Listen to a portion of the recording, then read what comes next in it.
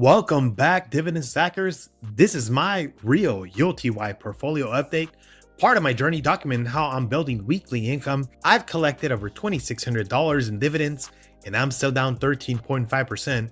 And in this video, I'm breaking down price, income, margin, and my true gain, including dividends. Here we go. And a quick reminder, none of this is financial advice. This is just what I am doing with my money inside of ULTY. All right, so not a long intro today. This is just where the portfolio stands right now. Some weeks are exciting, some weeks are boring, some weeks are uncomfortable. This one's more of a reality check week.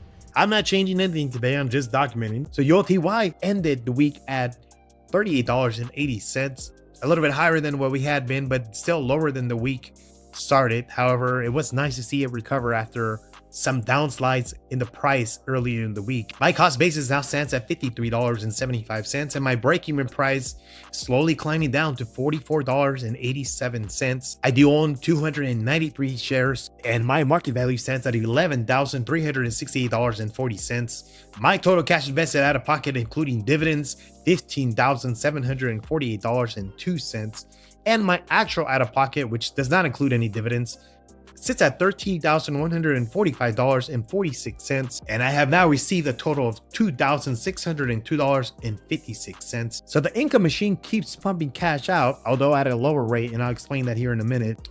My unrealized loss now sits at $4,379.62, which is a negative 27.81%. When you factor in the dividends, of course, my true gain now stands at a negative $1,777.06, which puts me at a negative 13.52%. That puts my monthly net dividends at $454.25.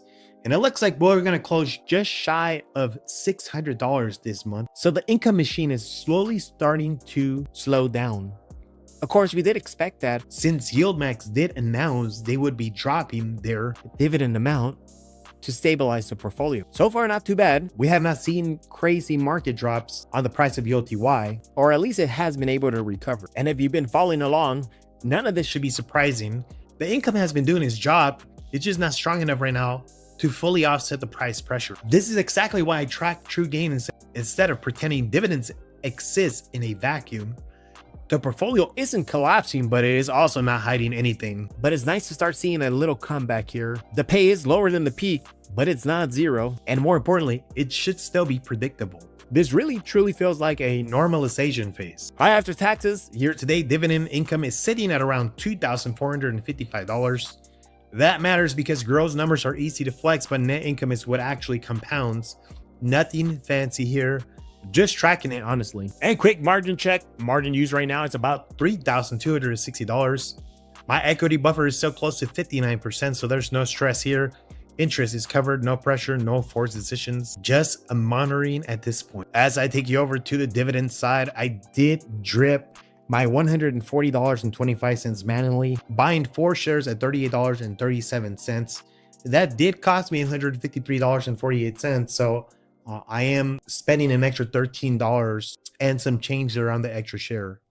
I did also add an additional 4 shares. I'll continue to stack more on there. That was the original plan from the beginning, to add and drip. So I'll continue to do that, especially as I see that the ULTY price is starting to stabilize a little bit and not falling off a cliff. So I'll continue to share that process there.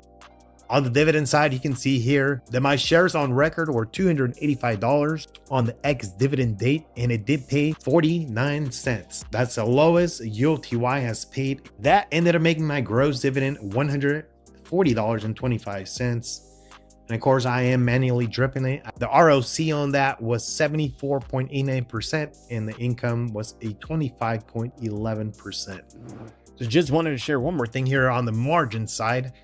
I do have a maintenance requirement of $3,388.54, and the buffer is sitting at $4,712.31, which, as you can see there, the margin buffer, it's 58.65%. It's still 1K interest free because of Robinhood Gold, and my daily interest right now sits at 35 cents. The annual rate did drop to 5%, as stated last week, due to Jerome the homie Powell and the Fed there.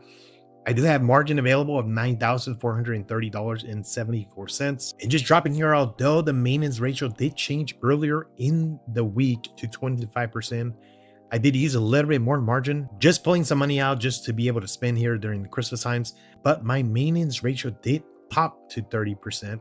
So a little bit different there, but it was nice to see 25%. Actually, was able to use quite a bit there.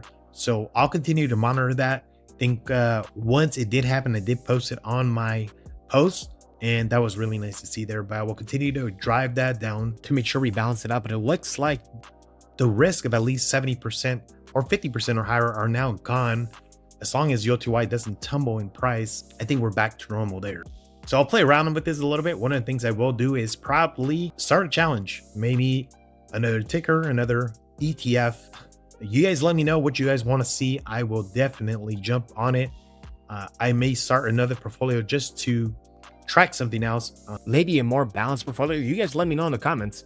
I definitely am down to try that out. But back to the YOTY here, it does put my position on Robinhood at $8,035.22.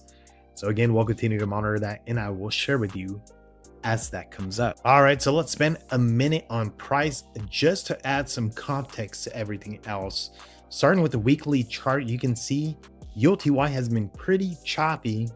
There's been some sharp drops, some quick rebounds, but overall, there's no real follow through in either direction. It's not trending cleanly up, and it's not completely falling apart either. It's more of a grind over with volatility mixed in. And that kind of price action is tough if you're only watching the chart. This is also why it can feel confusing week to week. You'll see the bounce, then give some of it back, then another bounce. Nothing here looks like a breakout, but nothing looks resolved yet either. When you zoom out to the monthly view, the bigger picture becomes clearer. Over the past month, price is down roughly 6 to 7%, and that drawdown lines up with why the overall portfolio still shows negative true gain even after dividends. From a price only perspective, this has not been friendly, and there's no way around that. But this is also the exact reason I track price and income together. The price tells you what the market is doing to the asset. The income tells you whether the strategy is still producing cash while you wait. Right now, the price is a headwind. Income is the counterweight, and I'm watching both, not just one. So this is the part I always continue to ask myself. Is the income still coming in? Yes. Is the risk still contained? Yes. Do I like the price action? No. But nothing here has broken the thesis yet. So for now, I'm staying patient and letting the income do what it's supposed to do. This channel isn't about pretending every week it's a win. It's about documenting what actually happens when you try to build weekly income over time using ULTY. And this is all part of the process. If you've been following the journey, let me know how you're feeling about this phase. Calm? Are you frustrated? Are you neutral? Drop it in the comments. I read them all. And that's the update for today. No changes, no moves, just documentation. As always, none of this is financial advice. This is just what I am doing with my money inside of ULTY. ULTY YOLO, how?